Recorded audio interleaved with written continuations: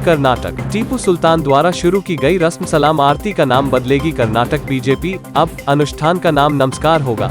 राज्य में मैसूर के शासक टीपू सुल्तान द्वारा शुरू की गई एक रस्म कर्नाटक की सत्तारूढ़ भाजपा ने सलाम आरती का नाम बदलने का फैसला किया है। हिंदू धार्मिक संस्थानों और धर्मार्थ बंदोबस्ती विभाग के अंतर्गत आने वाले कर्नाटक धर्मिका परिषद द्वारा की गई सदियों पुरानी रस्म को बदलने की घोषणा से विवाद खड़ा होने की संभावना है। मंगलुरु कर्नाटक लोकायुक्त ने अवैध रेत खनन स्थलों पर छापा मारा। कर्नाटक लोकायुक्त पुलिस ने दक्षिण कन्नड़ जिले में कई जगहों पर छापा मारा जहां अवैध रेत खनन चल रहा था और वाहनों सहित 40 लाख रुपए की संपत्ति जब्त की। पुलिस ने आज कहा कि लोकायुक्त एसपी के लक्ष्मी गणेश ने जिले में अवैध रेत खनन के बारे में कई शिकायतें मिलने के बाद डीएसपी कलावती बी चेलुआराजू और इंस्पेक्टर अमानुल्लाह के नेतृत्व में 3 टीमों का गठन किया था। टीमों ने शुक्रवार को बेलथांगड़ी, बटवाल और मुल्की में विभिन्न स्थानों पर छापेमारी की और 40 लाख रुपए मूल्य के अर्थमूवर, टिप्पर और अन्य संपत्ति जब्त की। 18 राज्यों में रेबीज से 250 मौतें, 32 के साथ कर्नाटक सबसे ऊपर।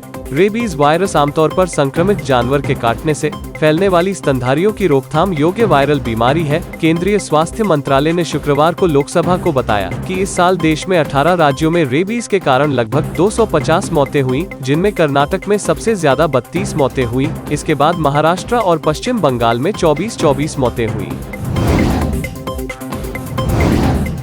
कर्नाटक एनईपी के तहत पहले बैच के नतीजे जारी करने की मांग को लेकर सैकड़ों छात्रों ने शुक्रवार को बेंगलुरु समेत पूरे राज्य में विरोध प्रदर्शन किया। अखिल भारतीय लोकतांत्रिक छात्र संगठन ने भी स्नातक छात्रों के लिए स्कॉलरशिप अमाउंट जारी करने की मांग की, जबकि एनईपी छात्रों के पहले बैच ने अपना दूसरा वर्ष शुरू कर दिया है। उन्हें अभी तक अपने रिजल्ट प्राप्त नहीं हुए हैं, जिसका श्रेय काफी हद तक नए इंटीग्रेटेड यूनिवर्सिटी और कॉलेज मैनेजमेंट सिस्टम को दिया गया है।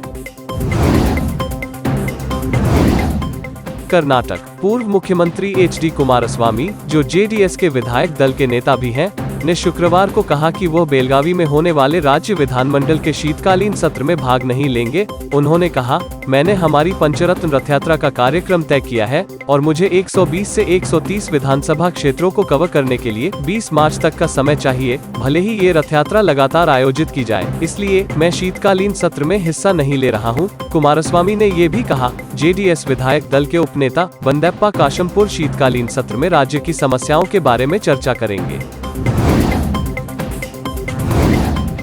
कर्नाटक के मुख्यमंत्री बसवराज बोम्मई ने आज कहा कि उन्होंने महाराष्ट्र के साथ बढ़ते सीमा विवाद के बारे में राज्य के रुख और तथ्यों के बारे में केंद्रीय गृह मंत्री अमित शाह को जानकारी दी है, जो अगली बार दोनों राज्यों के मुख्यमंत्रियों की बैठक बुला सकते हैं। सप्ताह उन्होंने ये भी संकेत दिया कि राज्य सरकार इस मुद्दे पर चर्चा के लिए जल्द ही एक सर्वदलीय बैठक बुला सकती है। कर्नाटक के साथ सीमा विवाद को लेकर शुक्रवार को महाराष्ट्र विकास अघाड़ी, महाराष्ट्र में विपक्षी गठबंधन के सांसदों के एक प्रतिनिधिमंडल की शाह से मुलाकात के बाद मुख्यमंत्री का बयान आया।